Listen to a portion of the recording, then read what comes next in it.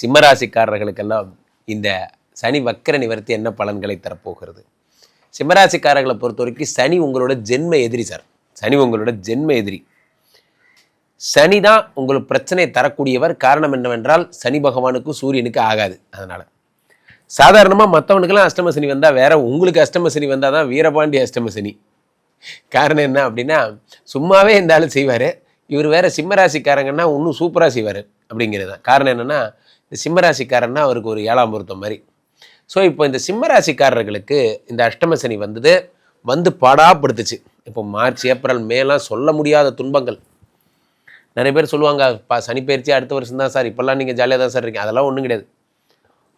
உண்மையை சொல்லப்போனால் இந்த சனிப்பெயர்ச்சி சிம்மராசிக்காரர்கள் எவ்வளோ பாடாப்பட்டாங்கன்னு அவங்கள கூப்பிட்டு கேட்டிங்கன்னா தெரியும். கிட்டத்தட்ட ஏப்ரல் மாதத்துலேருந்து காசே இல்லை அப்படிங்கிற ஒரு நிலைமை தான். ஏப்ரல், மே, ஜூன், ஜூலை, ஆகஸ்ட், செப்டம்பர் ஆச்சு. அப்போது இப்போ தான் வக்ர நிவர்த்தி அடைகிறார். நவம்பர் முடிஞ்சு நவம்பர் 28ஆம் தேதி தான் வக்ர நிவர்த்தி. இந்த வக்ர நிவர்த்தி அடையும் பொழுது என்ன ஆகும்னா, அஷ்டம சனி ரிலீஸ் ஆகுது. அஷ்டம சனி ரிலீஸ் ஆகுது. இப்போ 8ஆம் இடத்திலே சனி இருந்து வக்ரமானார். சொல்லப்போனால் உங்களுக்கு திரும்பவும் ப்ராப்ளம் மாதிரி தான் இது. 7ஆம் இடத்துக்குரியவர் 6, 7 கூடியவர் 8இல் மறைந்தார். மறைந்தவர் மீண்டும் ரிவர்ஸ் ஆகிவிட்டார். இது ஒரு வகையில் நல்லது, ஒரு வகையில் கெட்டது. ஒரு வகையில் நல்லதுன்னா எப்படி?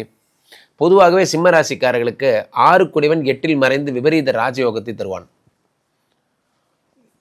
8இல் மறைந்து விபரீத ராஜயோகத்தை தருவான். அவன் வக்கரம் பெற்றதால் அப்போ 6ஆம் இடம் என்பது பண வரவை தடுத்து விட்டது.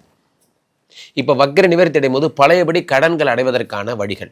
சிம்மராசிக்காரர்கள் டக்குன்னு கடன்லாம் கொடுத்துட்டே இருந்தீங்க. நண்பர்களே, குந்தி தின்றால் குன்றும் மாளும் அப்படின்னு சொல்லுவாங்க. பெரிய ஒரு பணம் கூட நீங்கள் உட்காந்துட்டே சாப்பிட்டே இருந்தீங்கன்னா நான் கரைஞ்சிக்கிட்டே இருக்குன்னு சொல்லுவாங்க. அந்த மாதிரி சிறுதுளி பெருவெள்ளம்னு ஒரு பழமொழி இருக்குது. ஒரு பெரிய கடனை எப்படி அடைக்கலாம்? நண்பர்களே, என் வாழ்வில் சிறுக சிறுக சேர்த்து சிறுக சிறுக அடைத்த கடன்கள் ஏராளம். ஏராளம் என்றால் ஏராளம். அப்பப்போ வர்றத ஒரு 10,000, 20,000, அப்பப்போ 5,000 கொடுத்தா நீங்கள் திரும்பி பார்க்கும்போது ஒரு 3 லட்ச ரூபா, 4 லட்ச ரூபா கடன் அடைச்சிருப்பீங்க. உங்களுக்கே தெரியாது உங்கள் சேமிப்பு இவ்வளோ பவர்ஃபுல் ஆகிடுச்சுன்னு.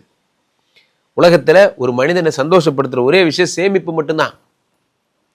அப்போது 6 கூடியவர் 8ஆம் இடத்தில் மறைந்து வக்ர நிவர்த்தி அடையும் பொழுது கடன்கள் அடைய தொடங்குகிறது. வாழ்க்கையிலே உண்மையிலே உடம்பு எப்போ ஹெல்த்தியாக இருக்கும் தெரியுமா? நீங்கள் நல்லா தூங்கி பாருங்கள், அடுத்த நாள் பிரிஸ்காக இருப்பீங்க. நல்லா தூங்கி பாருங்கள். 10 காலையில் மத்தியானம் தூங்குறீங்க, அதெல்லாம் வேறு விஷயம். ராத்திரி 10 மணிக்கு படுக்கிறீங்க, காலையில் 6 மணிக்கு எந்திரிக்கிறீங்க. எப்படி இருக்குது பாருங்கள் உடம்பு.